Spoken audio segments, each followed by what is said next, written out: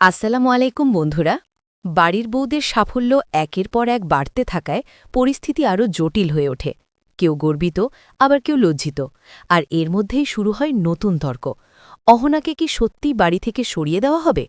জানতে হলে পুরো ভিডিওটি শেষ পর্যন্ত দেখুন।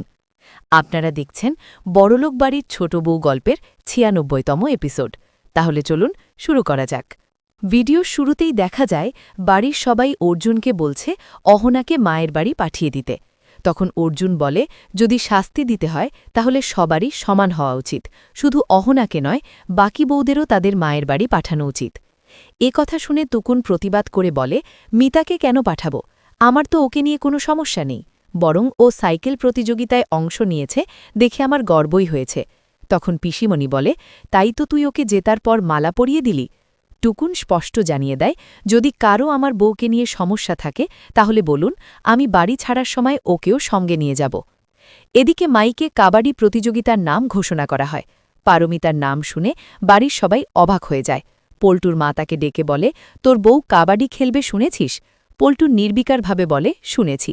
মা বলে, তুই কিছু বলবি না? পল্টু জানায়, আমি তো ওকে বাড়ি থেকে বের করে দিয়েছি। বাইরে ও কি করছে সেটা নিয়ে আমার কিছু যায় আসে না। কেউ জিজ্ঞেস করলে বলবে, ওর সাথে আমাদের কোনো সম্পর্ক নেই। এরপর কাবাডি প্রতিযোগিতা শুরু হয় এবং পারমিতা জিতে যায়।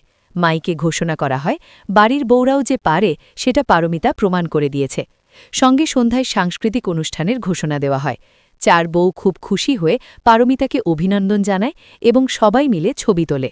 প্রতিবেশীরাও এসে বলে, তোমাদের মধ্যে এত প্রতিভা ছিল আমরা জানতামই না। এদিকে বাড়িতে আবার আলোচনা শুরু হয়। কেউ বলে, মিষ্টি আর মিঠাই নিশ্চয়ই মায়ের কাছে চলে গেছে। টুকুন বলে, মায়ের জয়ের আনন্দে মেয়েরা পাশে থাকবে এটাই স্বাভাবিক। কিন্তু কাকিমণি বলেন, বাড়ির সব নিয়ম ভেঙে গেছে। দিদি সব নষ্ট করেছে, অন্য একজনের সঙ্গে তীর্থে চলে গেছে। টুকুন তখন বলে, আমরা কি কখনো বড়মার জন্য কিছু করেছি? শুধু নিয়েছি, কিছু দিইনি। এই বয়সে তিনি তীর্থে গেছেন, এটা ভাবতেই আমার ভালো লাগছে। অর্জুন বলে, না বলে যাওয়াটা ভুল হয়েছে। শরীর খারাপ হলে আমাদেরই তো দৌড়াতে হবে। টুকুন জবাব দেয়, শরীর তো বাড়িতেও খারাপ হতে পারে, চিন্তা করিস না, বড়মা ভালোভাবেই ফিরবে।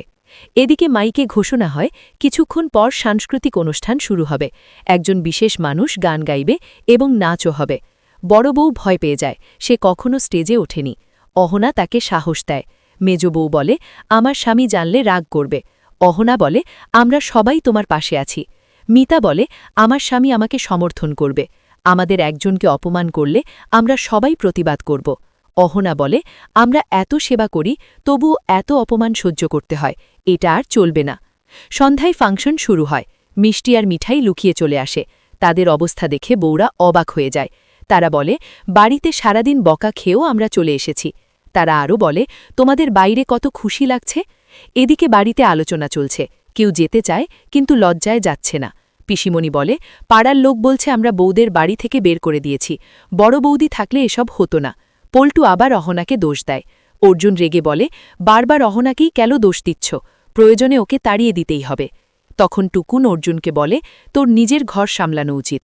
অফিসে তো অনেক নারী সহকর্মী আছে, তাদের সম্মান করিস। যে স্বামী নিজের বউকে সম্মান করতে পারে না, সে অন্য কাউকেই সম্মান করতে পারে না। এই উত্তপ্ত পরিস্থিতির মধ্যেই শেষ হয় আজকের এপিসোড। ভিডিওটি ভালো লাগলে অবশ্যই লাইক দিন, বন্ধুদের সাথে শেয়ার করুন এবং আপনার মতামত কমেন্ট করে জানান। প্রতিদিন নতুন এপিসোড পেতে চ্যানেলটি সাবস্ক্রাইব করতে ভুলবেন না। ধন্যবাদ।